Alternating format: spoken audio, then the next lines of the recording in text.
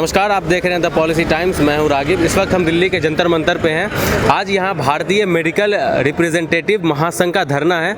आइए जानते हैं इनसे कि ये किस लिए यहां पर आए हैं। इस वक्त हमारे साथ PMRS के नेशनल प्रेसिडेंट राम कुमार हैं। आइए इनसे जानते हैं कि धरना प्रदर्शन की क्या वजह है। ये भारतीय मेडिकल एंड सेल्स सिक्योरिटी महासंघ की मांग है, क्योंकि सेल्स प्रमोशन एम्प्लॉय एक्ट में कुछ सरकार संशोधन करने जा रही है जो हमारे हितों के खिलाफ है। कर रहे हैं आपके धरना प्रदर्शन, क्या आधार है इसका?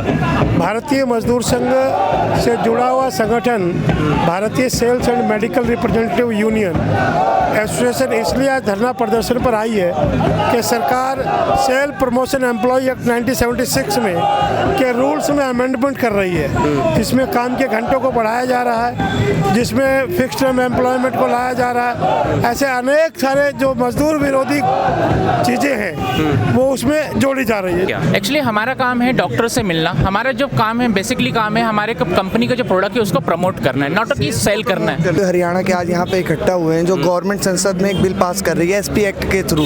तो उसमें जो बेसिकली हम लोग की वर्क टाइमिंग है उसको इंक्रीज़ किया जा रहा है। हम लोग चाहते हैं कि 8 घंटे का वर्क हो।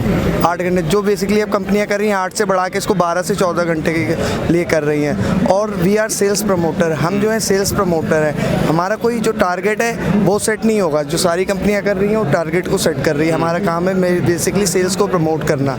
इस वजह से हम यहाँ पे धरना दे रहे हैं। उसके अगेंस्ट में आज हम लेबर मिनिस्टर से भी मिलेंगे हम लोग। सेल प्रमोशन एम्प्लॉय के बारे में एक बात जो कही गई है, कौन सी इंडस्ट्री आएगी सरकार नोटिफिकेशन करेगी, यानी वो सारे कर्मचारियों को इस दायरे में नहीं लाएगी। सेल्स एंड प्रमोशन एक्ट जो है उसको सरकार चेंज करना चाहती है। उसमें क्या है कि जितना भी वो होगा समस्याएं हम लोगों के लिए बढ़ेंगी। जो टाइमिंग जो है वो कंपनी तय करेगी।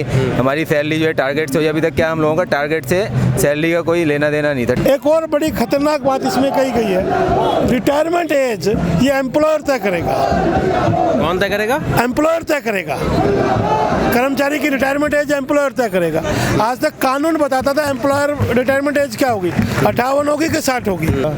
एम्प्लॉयमेंट की टर्म्स कंडीशन चेंज करना चाहती है। टर्म एम्प्लॉयमेंट लेके आना चाहते हैं जिसमें कुछ अवधि के लिए आपको रोजगार मिलेगा, फिर आपको बाहर कर देंगे। टारगेट नहीं किया तो कंपनी से बाहर कर देंगे या दूर दराज क्षेत्रों में भेज देंगे। मिनिमम वेजेस सरकार सेल्स प्रमोशन एम्प्लॉय को देके राजी नहीं है। तो इन सारी चीज़ों के बारे में हम अपनी मांग सरकार के सामने रखने जा रहे हैं। मंत्री जी ने समय दिया 2:30 बजे का, तो उनसे मिल के आएंगे, अपनी मांगें उनके सामने रखेंगे। हमारी लड़ाई केंद्र सरकार से है, हरियाणा सरकार से नहीं है, क्योंकि केंद्र की सरकार कानून में अनावश्यक अमेंडमेंट ला रही है, उसके खिलाफ हमारी लड़ाई है।